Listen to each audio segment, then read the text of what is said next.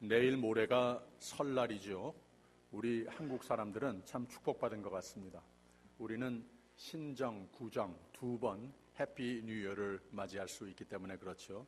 새 꿈과 새 계획을 가지고 신년을 시작하고서는 잘 안 될 때도 많이 있죠. 한두 달 지나는 가운데에 내가 어떤 계획을 가졌던가, 어떤 다짐을 했던가, 어떤 꿈을 가졌던가, 이것을 많이 휘지부지 잊어버리기도 하고 그렇습니다. 뉴 비기닝, 새 시작, 새 작심, 이렇게 기회를 두 번 주시는 것이 얼마나 감사한지 모르겠어요. 사실 엄격히 따지면 기해년, 황금, 돼지, 띠의 해는 구정으로 시작이 되는 거죠. 음력이니까. 아무튼 황금, 돼지, 띠의 해, 참 좋은 의미를 많이 가지고 있습니다. 이 돼지는 지난 설날에 우리 1월 1일에 우리 예배를 드릴 때에 몇 가지 말씀을 드렸습니다마는 오늘 몇 가지 더 덧붙여서 말씀을 드리겠습니다. 돼지가 아주 영리하답니다. 개보다 머리가 더 좋답니다. 주인을 알아보는 것은 물론이고 개보다도 더 의리가 있고 충의를 아는 동물이라고 합니다. 우리 한국에서는 그런 경우가 있는지 모르겠습니다마는 미국에서는 이 애견과 같이 집에서 키우기도 하고 그럽니다. 또 돼지에 대해서 본능이 선하답니다. 먹을 것을 가지고 서로 싸우는 법이 없고 오히려 무리 중에 좀 다쳤다든지 연약하다든지 그런 것이 있으면 그 무리가 늘 둘러싸고 보호를 하는 이런 가운데 두어서 보호를 하는 그런 본능적인 것도 있다고 하는 거예요. 또 행복할 줄 아는 동물이라고 합니다. 돼지가 나 참 행복하다 이런 생각을 할 줄 아는지는 모르겠습니다만은 적어도 자기가 가지고 있는 환경, 내가 먹을 것, 종류, 양 이런 거 상관없이 또 기후라든지 내가 살고 있는 집이라든지 환경적인 것에 대해서 그렇게 상관하지 않고 만족스러워하는 그런 동물이라고 합니다. 가령 다른 종류의 짐승이 가까이 와도 화를 낸다든지 덤벼든다든지 그러지 않고 그런 변화되는 환경 요소에 대해서 쉽게 또 적응을 하고 동화하는 그런 동물이라고 합니다. 신체적인 조건이 아주 타고나서 건강하기도 하지만 아주 단단하고 병도 잘 안 걸리고 개나 고양이보다 사람들이 자꾸 잡아먹어서 그렇지 사실 훨씬 더 개나 고양이보다 수명이 길다고 합니다. 고로 기해년이라고 하면은 복된 한 해가 될 것이다 이렇게 어른들이 말을 해 주십니다. 건강도 되찾고 모든 일에 형통의 해가 될 것이다 라고 여겨지는 해라고 합니다. 아무튼 돼지띠의 해가 되서라기보다는 믿음으로 사는 사람들, 하나님의 크신 은혜를 의지하면서 사는 사람들, 꿈과 계획으로 새해를 맞이하는 사람들, 여러분들인데 건강과 행복의 해, 새해에 복 많이 받으시기를 주님의 이름으로 축원드립니다. 오늘은 또 슈퍼볼 선데이라고 하죠. 전국적으로 TV 시청률이 가장 높은 날이라고 합니다. 따라서 게임 도중에 광고들이 30초씩 되는 광고들이 있는데 그 광고료가 얼마인가 하면 30초 530만 불이랍니다. 근데 그러면 530만 불이면 1초에 약 20만 불 정도, 거의 20만 불 정도가 되는 돈을 내고 광고를 낸다고 하는 거예요. 온 나라가 슈퍼볼이라고 하면은 마치 무슨 명절이 온 것 모양 난리법석을 피우고 그럽니다. 아마 우리 교우들 중에도 많은 관심이 있으시지 않겠는가 생각이 됩니다. 저 아틀란타에서 6시 반에 시작을 하기 때문에 여기 시간으로 오후 3시 반이니까 예배 마음 편하게 드시고 조급해하지 마시고 점심 펠로십 다 하시고 가셔도 시간 충분하십니다. 이 슈퍼볼에 대한 사회학적 코멘트를 제가 잠깐 하겠습니다. 저는 모든 이 사회적 현상을 좀 사회학적인 눈으로 그런 공부를 했기 때문에 그런 경향이 있어요. 이 슈퍼볼이라고 하는 스포츠가 미국의 인벤션이죠. 미국에만 사실 이만큼 축구보다도 더, 야구보다도 더 인기 있는 미국의 문화의 중심적인 요소가 될 정도로 왜 이렇게 사회와 사람들의 큰 관심을 끄는 스포츠가 됐는가? 사회학자들은 이렇게 말을 해요.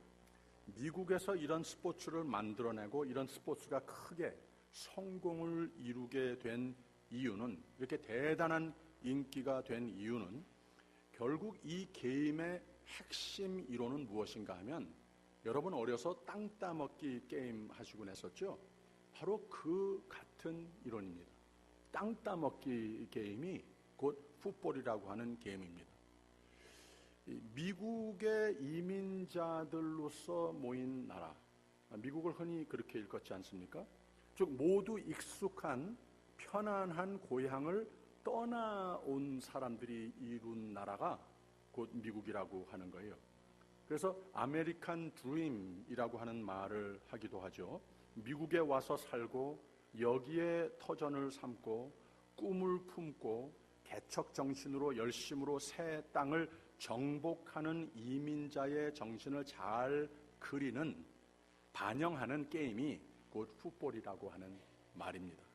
가령 축구와 비교하면 필드에 그려놓은 땅을 내 것 만들고 상대방의 것을 빼앗고 치고 부닥치고 밀고 밀리고 하면서 땅을 빨리 정복하고, 그러다가도 자칫 잘못하면 상황이 뒤집혀서 금방 내 땅이 되었던 것이 적수에게 다 빼앗기기도 하고, 뒤죽박죽하면서 아주 차지하고 빼앗고 빼앗기고 또 되찾고 또 뺏고 또 빼앗기고, 이 모든 것이 아주 흥미있게 짧은 시간에 다 전개되는 게임이 풋볼이라고 하는 말입니다.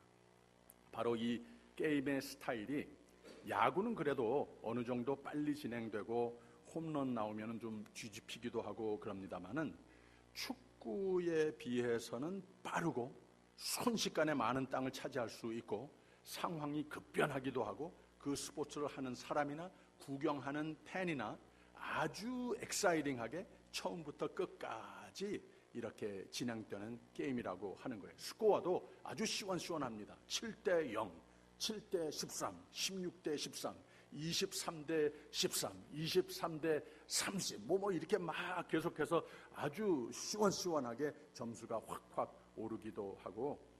왜 이게 그렇게 재미있는가? 미국에 와서 새 삶을 새 꿈으로 개척하는 삶과 이민자들의 삶과 비슷하다고 하는 말입니다. 미국으로 이민 와서 새 삶을 개척해야 하는 시간은 별로 많지 않아서 빠른 시간, 적은 자원으로 많이 이루기도 하고 다 빼앗기기도 했다가 또 다 다시 찾고 벼락부자도 됐다가 또 다시 다 잃었다가 암만 그래도 암만이고 다시 뉴 비기닝을 할 수 있는, 새롭게 꿈을 가지고 뉴 퓨처를 개척할 수 있는 나라가 곧 미국이라고 하는 거예요. 그래서 아메리칸 드림이라고 합니다. 여기서 사는 모든 백인들을 포함한 이민자들에게, 우리의 정서에 꼭 맞는 스포츠가 꼭 풋볼이라고 하는 말입니다. 참 재밌지 않습니까? 축구는 0대 0으로 시작을 해서 20분, 30분 지나도 0대 0, 어쩌다가 0대 1 됐다가 아주 활발하고 큰 실수나 뒤집히는 일이 생기면 0대 2 됐다가, 많은 게임들은 그냥 2시간 후에 0대 0으로 비겼다 하고 끝날 때도 많이 있어요. 축구가 유럽이나 한국의 밴드, 수천 년의 역사와 문화와 사회 구조를 지닌, 민족성을 지닌 문화권 속에서는 대인기인데, 미국에 와서는 인기를 이루지 못합니다. 미국 사람들의 문화에는 무언가 빨리빨리 이루어야 하는 생활의 패턴에 여기에 잘 맞지 않는다는 거예요. 적성에 풀리지 않는다고 하는 겁니다. 그래서 풋볼이 생겼고 그렇게 가장 큰 인기를 끄는 스포츠가 됐다고 하는 말입니다. 이게 사회학이 아메리칸 풋볼이라고 하는 현상을 설명하는 바입니다. 아메리칸 풋볼, 슈퍼볼하고 설날하고 이게 무슨 상관이 있는가 생각이 드실지는 모르겠지만 사실 상관이 있습니다. 설날이라고 하는 명절과 스포츠계의 가장 큰 국가적 연중 행사가 된 슈퍼볼은 이것을 셀러브레이트하는 사회인들의 심리 참 비슷하지 않을까 생각이 든다는 거죠. 둘 다 뉴 비기닝, 새로운 시작이라고 하는 희망을 모든 이에게 불어넣어 주는 명절과 이벤트가 되는 것 아닌가. 둘 다 내가 노력하는 만큼 힘과 자원과 지혜를 용기를 부어 넣는 만큼 내가 그 노력의 대가를 열매 맺게 되는 것이다 라고 하는 개척의 마음으로 맞이하는 명절과 이벤트가 되지 않는가 하는 거죠. 또 지금까지 지난 날들은 수고했지만 잘된 것, 자랑스러운 것도 있지만 빨리 잊어버리고 좀 빨리 지나치고 싶은 삶의 장들도 있는데 앞날들은 이런 새 날들은 주어졌으니 새 기회가 주어졌으니 무언가 새로운 더욱 잘 될 것 같은 긍정의 눈, 새 희망의 눈, 자신감의 눈과 큰 포부로 마음을 품어보는 명절과 이런 이벤트의 계절이 아닌가 생각이 된다는 거죠. 이런 거 다 좋은데 명절이나 슈퍼볼 쳐다보면서 심리학, 사회학적으로 격려를 받는 것도 좋지만 우리에게 더 큰 영광은 무엇인가? 설날만이 아니고 스포츠 경기를 관람하며 실현의 새 희망을 가져보는 것이 아니고 이런 차원과는 참 다르고 참 진실되고 영원토록 더 큰, 더욱 변함없는 무언가 새 기회가 항상 우리에게 주어진다. 무언가 새로운 더 잘 될 것 같은 긍정의 눈, 새 희망의 눈, 자신감의 눈, 더 큰 포부를 가지고 앞을 자신 있게 발을 내디딜 수 있는 그 힘이 어디에서 오는 것인가? 곧 믿음에서 오는 것이라고 하는 거죠.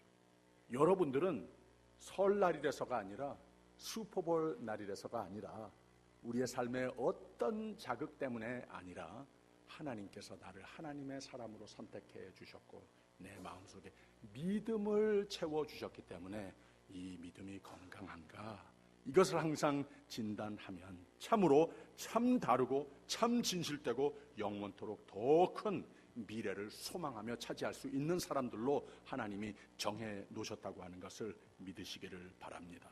여러분은 믿음으로서의 부름을 받은 사람입니다. 믿음으로 살며 믿음으로 모든 것을 기꺼이 다 꿈꾸고 열심으로 살고 믿음으로 다 이룰 사람이라고 하는 것을 잊지 마시기 바랍니다. 프린스턴 신학교의 이상현 교수는 이민자 신학이라고 하는 학설을 해서 한인 이민교회만이 아니고 하나님의 뜻은 세상에 안주하는 삶, 세상이 인간에게 제공해주는 편하고 안전하고 익숙한 삶의 패턴에서 벗어나 특히 이러한 내게 편해진 삶이 하나님의 뜻에 좀 어긋난 삶이 됐으면 나에게 우상이 됐으면 이런 것에서 벗어나 하나님의 더욱 나은 삶의 패턴으로의 초대를 하시는 것이 하나님의 뜻이다. 이런 신학을 연구했습니다. 그리고 이민자의 삶을 경험해본 자들은 하나님께서 우리로 하여금 하나님의 사람으로 부르시고 우리가 더욱더 하나님의 영광을 두 팔을 벌리고 끌어안는 삶이 되기 위해서 이런 이민자의 삶의 경험을 가지고 있는 사람들은 더욱 하나님의 뜻을 하나님께서 우리로 하여금 지니기를 원하시는 그 믿음을 더욱더 삶의 경험 속에서 더욱더 경험하는 열매 맺는 삶이 될 수 있는 것이다. 이렇게 제시를 했습니다. 하나님은 이 세상에서도 하나님을 잘 믿고 믿어서 하나님의 풍성한 축복을 누리는 생명의 삶으로 성도들을 초대하시는 분이시고 또 궁극적으로는 더욱 영원한 나라, 영원한 복으로 영원한 낙으로 우리를 초대하시는데 그것은 물론 예수께서 길이 되신 예수를 진리로 잘 믿어 나의 구세주로 삼아 살면서 영원한 나라, 영원한 생명으로 초대하시는 하나님이시라고 하는 말입니다. 그래서 이민자의 정신을 간직하며 사는 인생이 오늘 말씀의 용어를 인용하자면 떠나는 신앙이 하나님 뜻에 맞는 삶이 되는 경우가 참 많다는 겁니다. 세상에 익숙하고 거기에 안주했던 삶, 세상 사람이 목표 삼고 그걸 추구하는 삶, 거기에 가치를 두는 삶, 이거 떠나라는 겁니다. 내 애들도 가르치기를 그런 데에 더욱 포커스하고 신앙은 차후의 목적이라고 하는 인생관, 이런 것을 떠나라고 하시는 하나님의 음성이라고 하는 말입니다. 하나님은 믿음을 가지되 어떤 믿음을 가지기를 원하시는가? 그냥 무턱대고 떠나라고 하는 말이 아니라 내 삶을 가끔 진단해 보면서 내 마음과 내 생각과 내 선택과 나의 주위 환경이 하나님께서 애당초 다 지으시고 꿈을 품으시고 계획하시고 나를 인도하시는데 바로 그 인도하심에 맞는 그 삶을 내가 살고 있는가? 아니면 내가 살고 있는 삶이 하나님의 뜻에서 계획에서 많이 멀어져서 내가 떠나야 하는 그런 다짐을, 결단을 하여야 할 때가 있지는 않은가? 이런 진단을 종종 해볼 필요가 있습니다. 연말연시가 되면 바로 그런 진단을 하는 것이 더욱 유익하다고 저는 믿습니다. 하나님은 믿음을 가지되 어떤 믿음을 가지기를 원하시는가? 오늘 말씀이 우리에게 가르쳐 줍니다. 1절에 여호와께서 아브라함에게 이르시되 너는 너의 본토 친척 아비집을 떠나 내가 네게 지시할 땅으로 가라 그랬습니다. 늘 떠날 준비하는 삶, 더욱 나은 삶과 성숙하고 권능의 믿음이 되기 위해서는 하나님의 지시라면 기꺼이 떠나는 삶을 권고하시는 하나님이시라고 하는 거예요. 하나님이 나의 익숙하고 편해진 삶, 또 세상 사람 추구하는 것 다 똑같이 거기에 가치를 두고 동분서주하는 삶, 내게 우상이 된 모든 것 여기서 떠나라고 지시하시는 하나님이시라고 하는 말입니다. 왜 떠나라고 하는가? 2절 다시 보십시다. 내가 너로 큰 민족을 이루고 네게 복을 주어 내 이름을 창대케 하리니 너는 복의 근원이 될지라. 이 짧은 문장에 세 가지 하나님께서 떠나라, 하나님 지시하시는 말씀에 거기에 합한 마음과 선택과 삶이 됐을 때 하나님께서 개런티 하시는 축복의 삶을 세 가지로 말씀하십니다. 내게 복을 주어 라고 그랬습니다. 하나님께서는 우리에게 말씀을 주시되 지시하시되 어떤 때는 야단을 치실 때도 있는데 단 한 가지 목적밖에 없습니다. 우리에게 복을 주어 우리를 사랑하시기 때문에 내가 생각하고 가지고 있는 것보다 더 나은 미래를 다 계획하시고 거기로 초대하시는 하나님 말씀이라고 하는 거예요. 복 주시기 위한 뿐이라고 하는 말입니다. 두 번째로는 너로 큰 민족을 이루고 그랬습니다. 거대하게 한 민족, 한 국가를 이루는 것을 생각하기 전에 하나님께서 이 아브라함의 관심사가 되기도 하거니와 하나님께서 거기에 먼저 축복하시는 바는 나만이 아니고 내가 하나님을 오직 믿어 하나님의 지시로 가라, 떠나라, 내가 지시하는 더욱 믿음의 삶을 거기에 가치를 두고 그것을 우선 삼는 삶이라면 내 자녀들, 내 후손들 다 잘 된다라고 하는 약속도 하시는 겁니다. 그리고 세 번째로는 3절의 첫 부분에 너를 축복하는 자는 내가 축복하고 너를 저주하는 자는 저주한다 그랬는데 이 말은 무슨 뜻인가 하면 늘 눈동자같이 보호하신다고 하는 말입니다. 좋은 사람들 늘 붙여주고 너를 괴롭게 하는 악의 세력들은 다 무력하게 하고 다 막고 다 제거한다. 이런 약속도 하시는 거예요. 한 가지 더 있습니다. 3절 후반에 땅의 모든 족속이 너를 인하여 복을 얻을 것이라 그랬습니다. 우리가 이만큼 세상에 살고 나서는 한 가지 분명히 아는 게 있지 않습니까? 내가 나를 위해서 뭐를 많이 가지는 것, 내 뜻대로 무엇이 되는 것, 이거 참 기분 좋은데 이거보다 더 기분 좋은 것은 내가 나 자신을 생각하지 않고 어떤 때는 내게 희생이 되더라도 나와 함께 공동체를 이룬 거기에 다른 사람들을 위해서 내가 배려해 주고 내가 그 관계 속에서 복을 받는 것도 기분 좋지만 복의 근원이 되는 삶이 됐다. 이런 하루를 한번 지내봤을 때 얼마나 더 큰 기쁨이 보람이 있습니까? 바로 이런 축복을 약속하시는 겁니다. 복 중에 가장 큰 축복, 복의 원천이 되는 삶, 보람, 기쁨까지 약속해 주시더라고 하는 겁니다. 이런 것들이 아브라함에게 떠나라고 지시하신 이유라고 하는 겁니다. 아브라함이 이후로도 여러분과 저와 같은 사람이었기에 이 세상의 철학과 사람들을 의식하면서 하나님 지시한 것을 기억하고 믿는 것보다는 무서워서 자기의 머리를 굴려보기도 하고 많은 죄와 실수도 범했지만 근데 결국은 하나님이 부르신 음성을 기억함으로써 그런 세속적인 두려움보다는 믿음을 택해서 하나님 지시하신 대로 사람들이 쉽게 편리와 익숙과 안정의 삶으로 안주했던 모습에서 떠나는 선택을 늘 하는 삶의 패턴이었습니다. 믿음의 사람이었습니다. 하나님의 계획과 지시 속에 저 앞에 보이는 약속의 땅을 향해서 다시 용기 내어 떠날 수 있는 복된 생애가 그 후세들의 생애가 될 수 있었다고 하는 말입니다. 히브리서의 저자는 믿음은 바라는 것들의 실상이요 보지 못하는 것들의 증거니라고 하면서 믿음의 선진들이 이로써 증거를 얻었느니라 그랬습니다. 하나의 예로 아브라함을 언급하는데 믿음으로 아브라함은 부르심을 받았을 때에 순종하여 장래 기업으로 받을 땅에 나갈새 갈 바를 알지 못하고 나갔으며 라고 그랬어요.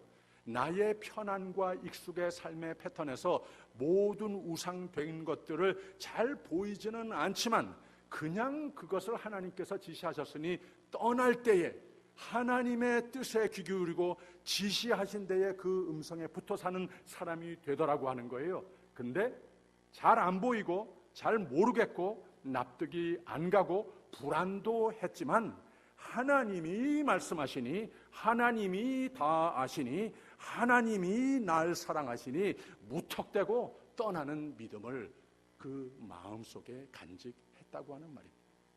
왜 그랬습니까? 어떻게 그렇게 할 수 있었습니까? 이는 하나님의 경영하시고 지으실 터가 있는 성을 바랐음이니라 그랬습니다. 이게 보이더라는 거예요. 여러분 이게 믿음입니다. 믿음이 주는 능력이 있는데 무턱대고 하나님 믿었더니 무언가 보입니다. 무턱대고 하나님을 따랐더니 무언가 마음속에 확신이 채웁니다. 무턱대고 떠나는 것을 떠났더니 불안해지는 것이 아니고 더 마음속에 안정과 평화가 오더라는 거예요. 저 나은 내일 하나님이 내게 이미 계획하시고 축복하신 내일이 보인다는 말입니다. 할렐루야. 희망찬 오늘이 됩니다. 희망의 완성의 내일이 보이고 그것을 차지하게 되더라고 하는 거예요. 그래서 서론으로 한 말이 믿음은 바라는 것들의 실상이요 보인다는 말입니다. 보지 못하는 것들의 증거니 이제 알겠구나 하면서 살게 된다는 거예요. 떠나게 되더라고 하는 거예요. 자신과 확신이 생기더라고 하는 말입니다. 아브라함은 떠나는 믿음으로 말미암아 이 세상에서 사는 가운데에도 하나님 약속하신 축복을 다 누리기도 했거니와 이런 떠나는 삶을 보유한 인생은 뭐라 그랬는가 하면 저희가 이제는 더 나은 본향을 사모하니 곧 하늘에 있는 것이라. 그러므로 하나님이 저희 하나님이라 일컬음 받으심을 부끄러워 아니하시고 저희를 위하여 천성을 예비하셨느니라 라고 그랬습니다. 믿음의 사람은 이 값진 오늘 축복의 삶과 영원의 내일의 소망을 위해서 이 땅에서는 하나님의 약속을 그 땅을 멀리서 보고 환영하며 믿으며 소망했는데 이 땅에서는 외국인과 나그네와 같이 삶이 될지는 몰라도 하나님께서 우리를 항상 우리가 알고 있는 지식을 영원토록 초월하시는 하나님께서는 앞서 우리의 풍성한 생명의 삶 오늘 내일 그리고 영원의 삶으로 하나님의 영원하신 품으로 다 계획하시고 인도하시고 우리에게 지시하심을 믿으시기를 바랍니다. 지시하시면 우리는 그냥 떠나고 하나님의 뜻을 우리가 끌어 안으면 되는 겁니다. 다리는 지나가는 것이지 다리 위에 집을 짓는 것이 아니다 라는 말이 있지 않습니까? 인생은 다리와 같습니다. 처음부터 끝까지 그냥 지나가는 다리와 같습니다.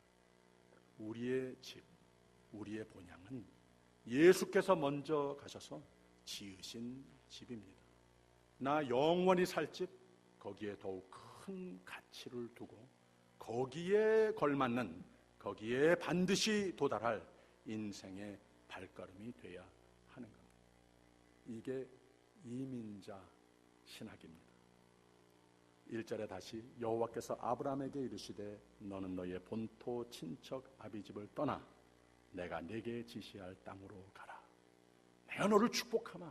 얼마나 사랑하는지 내 삶이 오늘과 영원토록 나의 전부이다. 이런 사랑의 고백을 하시고 그 다음에 아브라함이 반응을 하는데 뭐라고 그랬습니까? 4절 첫 부분에 이에 아브라함이 여호와의 말씀을 좇아 갖고 그랬습니다. 기꺼이 이 불안한 게 아니구나. 참 평화와 참 생명과 진리가 하나님을 그저 믿고 따라가는 내가 떠나는 거기에 있는 것이구나. 이에 아브라함은 여호와의 말씀을 좇아 갖고 라고 그랬습니다. 교회라고 하는 말이 에클레시아라고 사실 떠난 사람들이 모인 곳이다 이 뜻입니다. 불러내음을 받은 자들이라고 하는 말이 교회라고 하는 말이에요. 그래서 교회는 우리 믿음과 영생의 영락의 소망을 배우며 서로와 더불어 오늘도 하나님의 사랑을 만끽하는 곳입니다. 그리고 더욱 나은 내일과 나의 영원한 초소를 바라보면서 약속하신 이는 미쁘신 줄 확신하며 함께 떠나는, 함께 탄 배와 같습니다. 몇 주 전에 우리 어떤 모임에서 최영도 장로님이 반세기 이상 신앙생활을 하면서 여기저기 많은 교회를 섬기셨다는 이야기를 하면서 무슨 이야기를 하려고 하셨는가 하면 지금 하나님께서 인도하여 주시고 지금 하나님께서 나에게 축복해 주시고 여러분들과 함께 이룬 이 교회가 이 신앙의 삶이 나에게 평생 동안 가장 행복한 교회 생활이다. 이런 말씀을 하셨어요. 저도 목회자로서 마음속으로 조용히 동의를 했습니다. 여러분, 우리 모두 이 참 복된 교회 감사하십시다.